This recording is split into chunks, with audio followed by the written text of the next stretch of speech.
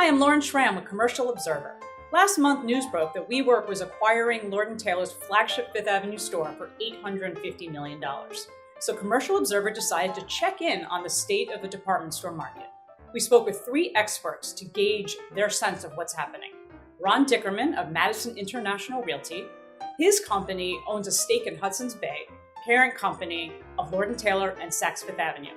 We also spoke with Michael O'Neill of Cushman & Wakefield and Timothy King of CPEX. Let's hear what they have to say. Well, the strategic alliance with WeWork has taken three forms. The first is that WeWork has announced through an affiliate, the Roan Group, a $500 million investment in the balance sheet of Hudson Bay.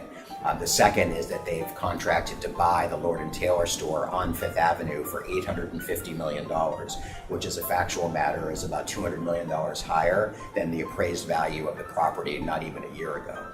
And the third is they presented Hudson Bay with a list of preferred locations, which include Toronto, Frankfurt, and possibly Vancouver, for starters, where they want to establish WeWork facilities in the upper floors. In any way you cut it, these stores are worth billions. These locations are irreplaceable. The challenge is the current use, 100% retail, is not the highest and best use for these urban retail assets.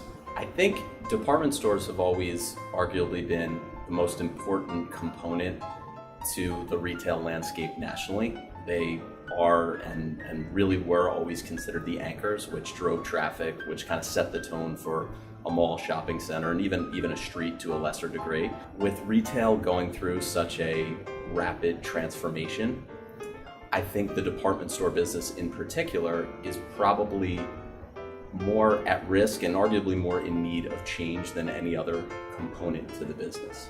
So department stores are to some extent, at this point in time, dinosaurs of retail. So department stores were in their heyday, let's say, from the beginning of the 1900s through World War II.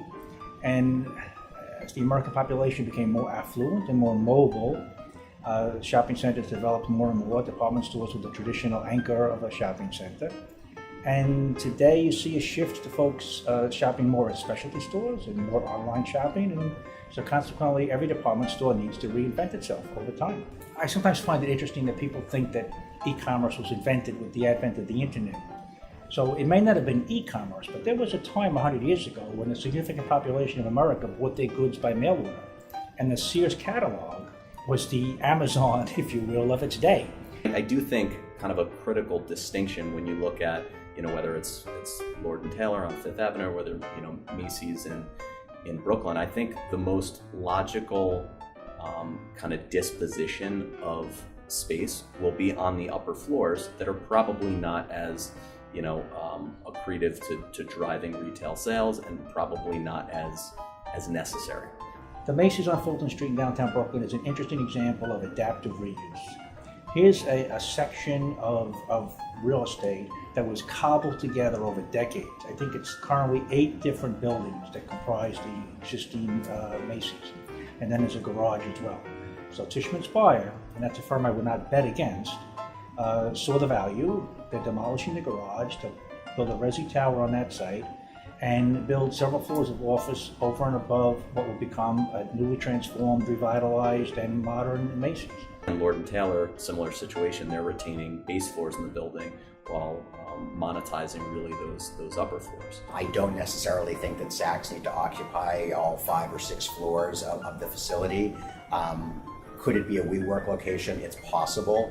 I know Saks is trying a bunch of different concepts within the same store. It could be, other companies like WeWork. It could be high-end office in certain instances. I think it could be hotel, it could be condos. As the department stores look at evolving, the real estate really does create an opportunity. I think today it's very likely that the value of Macy's real estate assets could exceed the value of their retail business.